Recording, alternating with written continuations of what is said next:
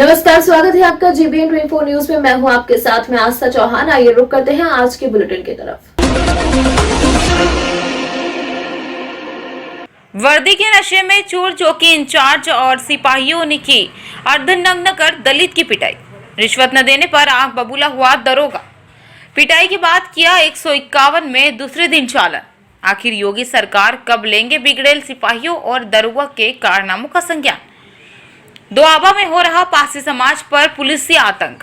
उत्तर प्रदेश के deputy CM Keshav Prasad Maurya के गृह जनपद कौशाम्बी में पुलिस की गुंडई सिर चढ़कर बोल रही है। थाना चरवा क्षेत्र के चौकी इंचार्ज बरियावा अरुण कुमार मौर्य ने एक दलित सुरेश पासी को इस तरह से अर्धनग्न कर सिपाहियों से पिटवाया कि पीड़ित लेटने बैठने और चलने को मोहताज है। पीड़ित ने बताया कि वह मजदूरी करने चला गया तो 18 जुलाई को पुलिस उसके घर गई और उसकी पत्नी से कहा कि अपने पति को सुबह चौकी भेज देना।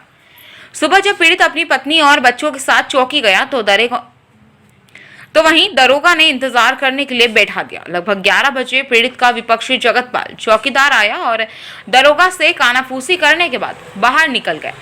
चौकी इंचार्ज ने पीड़ित सुरेश पासी को बुलाया और विवाद का कारण पूछा। पीड़ित ने कहा कि मेरे घर के सामने जगतपाल कूड़ा फेंकता है और नाली का पानी बहता है, लेकिन फिर भी मैं नहीं बोलता हूँ। इतने में चौकी इंचार्ज ने उसे गाली देते हुए कई हाथ मारे और सिपाहियों से कहा इसको बंद कर दो। चौकी के दबंग सिपाही ऋषि अत्री और राधेश्याम उसे दूसरे कमरे में खींच कर ले जा रहे थे। तभी उसकी पत्नी और बच्चे ने विरोध किया।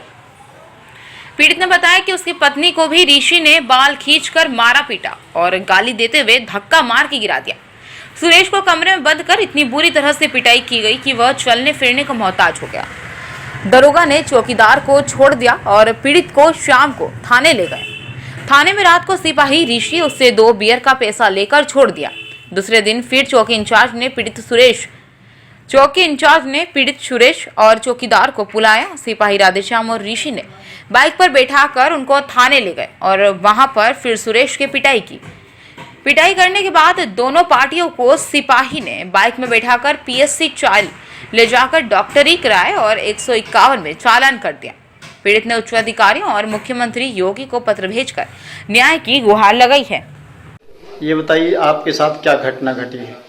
मेरे साथ मैंने काम पर गया सर, और बेपच्छी मेरे बगल में है, वो मेरे सामने घूर फेंक रहे थे। मेरा लड़का ने छांटा शीशा के पेड़ अपने सामने डाल लिया। उसके बाद वो एप्लीकेशन गया छोड़ने, बेपच्छी ने हमारे खिलाफ एप्लीकेशन छोड़ा। तब हमने जब शाम के आया तो बताएं घर वाले की पुलिस आई थी, सुबह आपको बुलाएं। सुबह हम 3 जन गए, वाइफ हमारा लड़का गए। तो फिर पुलिस ने हमको पूछे किस लिए आए, तो हम कहा नींबू खाने से आए। तब बताएं कि ऐसा नींबू खाने से आए हो तो बैठ जाओ। बैठ गए। फिर उसके बाद बेपच्छी आए तो उनको जो है बतियाने, चौकी इंचार्ज और चौकीदार बतियाने के बाद हमको बुलाएं। बुलाने के बाद कहा क्या मामला है, तो हम बताएं कि मामला है हमारे सामने घूर फेंक रहे हैं, इसलिए एप्लीकेशन दिए। तो चौकी इंचार्ज ने 4 छापा मार के हमका पुलिस वाले को कहीं ले जाए, पासी लेनासी के बहुत नेतागिरी दिखा रहा, ले जाए इसको मारो। तो ले गए 2 पुलिस, ऋषि और राधे हमको ले गए अंदर। तो हमारे वाइफ, हमारा लड़का नहीं गया।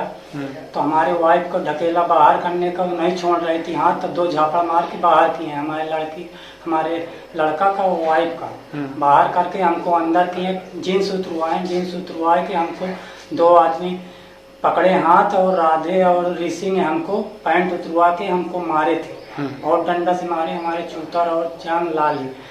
उसके बाद जो है मारे के बाद तब वापस किए, अंदर किए। तो चौकीदार का और उनके भौजाई का भेज दिए। हमको कहा रुको, तुम पैसा नहीं दे रहे थे, 5000 मांगे थे, तुमको संध्या तक रखूंगा, उसके बाद चालान करूँगा। फिर चालान करने के लिए संध्या तक बैठा। उसके बाद थाने ले गए, थाने छोड़ दिए।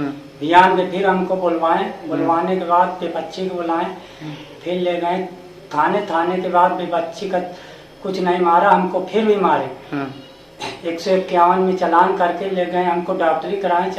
डॉक्टरी कराने पर कहें कि ऐसा कुछ डॉक्टर से बताना नहीं, फिर थाने ले चल के मैं तुमको फिर मारूंगा।